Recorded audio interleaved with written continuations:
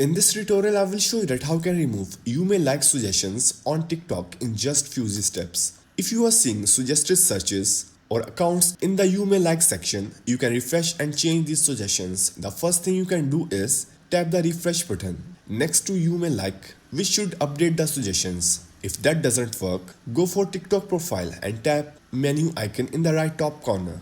Then scroll down and tap Activity Center. From here, open Search History, choose Select All History and then tap Delete All. Confirm by tapping Delete. Once that's done, go back to previous settings page and tap Notifications. Scroll down until you find that Personalized Post Suggestions and make sure both options are turned off. After this, check to see if your suggestions have changed. If you are still seeing the same suggestions, scroll all the way down and tap Help Us Improve. Select Suggested Searches are not interesting or not personalized. Then choose the accounts you no longer want to see. Tap Submit. Next, force close the TikTok app. Once it's fully closed, reopen it and tap on the search box again. Your suggestions should now be updated. If it doesn't work immediately, you can also try logging out of your account and then logging back in.